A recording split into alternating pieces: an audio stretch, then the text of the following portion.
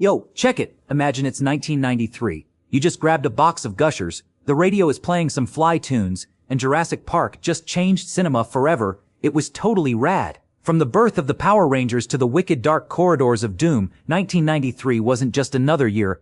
It was the bomb explosion of the 90s culture we still crave. But do you remember the one toy that started a total global frenzy? Don't be whack. Stick around, because we're diving into 8 slammin' things that made 1993 absolutely all that, and a bag of chips. Jurassic Park and the Dinosaur Mania. In June 1993, Steven Spielberg didn't just release a movie, he changed the DNA of cinema forever. Jurassic Park was a technical marvel that combined groundbreaking CGI with life-sized animatronics, making audiences believe, for the first time, that dinosaurs were walking among us. The sight of the Brachiosaurus or the terrifying T-Rex breakout became instant core memories for every kid and adult in the 90s. But the impact went far beyond the big screen. 1993 became the year of Dinomania. Suddenly, every toy aisle was flooded with Kenner action figures, every school lunchbox featured a raptor, and dinosaur documentaries were everywhere on TV. It was the ultimate blockbuster that defined the summer of '93, proving that prehistoric giants were the coolest things on Earth. The Mighty Morphin Power Rangers phenomenon. In August 1993, a brand new show called Mighty Morphin Power Rangers exploded onto TV screens across America via Fox Kids. It was a bizarre, colorful, and action-packed blend of American teen drama and Japanese Super Sentai fight scenes. At first, critics were skeptical, but kids were instantly hooked. From the catchy Go Go Power Rangers theme song to the iconic morphing sequences, it became a cultural juggernaut. By the holiday season of '93, Power Mania was so intense that parents were literally fighting in toy store aisles for a Dragonzord or a Red Ranger action figure. Every playground in America was filled with kids arguing over who got to be the White or Green Ranger. It wasn't just a TV show, it was a global obsession that defined the playtimes of an entire generation. The arrival of Doom and the FPS revolution. On December 10, 1993, the world of PC gaming was hit by a digital earthquake called Doom. Developed by id Software, it wasn't just a game, it was a technological leap that popularized the first-person shooter, FPS, genre. Before Doom, most games were bright, slow-paced platformers.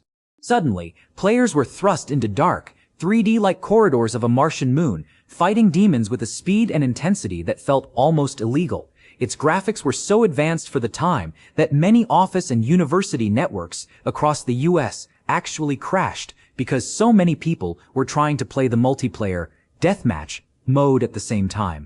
Doom brought a cool and edgy factor to PC gaming, moving it from the shadows of hobbyist bedrooms into the mainstream spotlight of 1993 pop culture. Beavis and Butt-Head and the MTV generation. In March 1993, 2 giggling, heavy metal-loving teenagers premiered on MTV and changed adult animation forever. Created by Mike Judge, Beavis and Butt-Head became the ultimate voice of the slacker generation. The show's premise was simple yet revolutionary. 2 social outcasts sitting on a couch, eating nachos, and ruthlessly mocking music videos. While parents and politicians across America were outraged by their subversive behavior and trademark laughs, teenagers couldn't get enough. The show captured a very specific 1993 vibe, a mix of boredom, irony, and a total lack of filtered opinions. It wasn't just a cartoon. It was a cultural mirror that proved you didn't need highbrow humor to dominate the ratings, whether they were chanting fire, fire, or this sucks. Beavis and Butt-Head were the anti-heroes the early 90s didn't know they needed. The birth of the Beanie Babies craze. In late 1993, a small company called Time Warner Inc.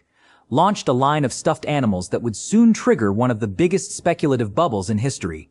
Beanie Babies. Unlike traditional plush toys stuffed with firm cotton, these were filled with plastic pellets, or beans, making them posable and incredibly soft. While they started with just 9 original characters, including Legs the Frog and Chocolate the Moose, the genius was in their scarcity. By retiring certain models, Ty created a frantic hunt among American families. In 1993, what began as a simple $5 toy evolved into a national obsession. People genuinely believed these little creatures were better investments than stocks or gold.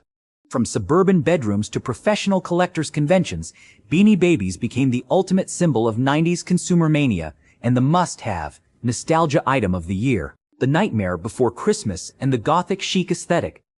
In October 1993, Tim Burton and director Henry Selick released a film that would define the visual style of a generation, The Nightmare Before Christmas. This stop-motion masterpiece, with its hauntingly beautiful characters and Danny Elfman's iconic score, became an instant cult classic. It introduced the world to Jack Skellington, the Pumpkin King of Halloween Town who accidentally stumbles into Christmas Town. What made it so nostalgic in 1993 was how it bridged the gap between spooky and sweet, creating a gothic chic aesthetic that kids and teens obsessed over. From Hot Topic merchandise to posters on bedroom walls, the film's influence was everywhere. It proved that animation could be dark, weird, and deeply emotional all at once, solidifying its place as a holiday staple that fans still debate. Is it a Halloween movie or a Christmas movie? The X-Files and the rise of 90s paranormal mystery. In September 1993, a haunting four-note whistle theme echoed through living rooms across America as The X-Files made its debut on Fox. The show introduced us to FBI agents Fox Mulder, the Believer, and Dana Scully, the Skeptic, a duo that would become one of the most iconic partnerships in TV history. In a pre-internet world, 1993 was the perfect year for a show that explored UFOs, government conspiracies, and urban legends. It tapped into a deep sense of post-Cold War paranoia and curiosity about the unknown. With its famous tagline, "The truth is out there," The X-Files wasn't just a sci-fi show, it was a cultural phenomenon that made being a nerd cool. It turned Friday nights into a ritual for millions of fans who were desperate to see if Mulder would finally find his sister or if the smoking man would keep the secrets hidden forever. The "Got Milk" campaign and advertising history. In 1993, the California Milk Processor Board launched a simple, two-word question that would become one of the most famous slogans in advertising history. Got milk? The campaign kicked off with a legendary commercial directed by Michael Bay, featuring a history buff who fails to win a radio contest because his mouth is full of peanut butter and he's out of milk.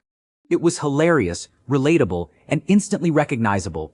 By late 1993, the "Got milk" craze was everywhere. It eventually led to the iconic milk mustache, print ads featuring every major celebrity, athlete, and cartoon character of the decade. This wasn't just about selling a beverage. It was a masterclass in how a clever idea could turn a basic household staple into a pop culture powerhouse. Even today, 30 years later, that simple white font on a black background remains the ultimate 90s marketing nostalgia. 1993 was truly a lightning bolt of a year, blending the raw energy of the early 90s with the tech and toys that shaped our childhoods. But now, I want to hear from you. Which of these memories hit you the hardest? Was it your first time seeing a T-Rex, or that impossible hunt for a Red Ranger? Drop your favorite 1993 memory in the comments below. Don't forget to smash that like button and subscribe for more deep dives into the decades we love. Thanks for watching, and stay nostalgic.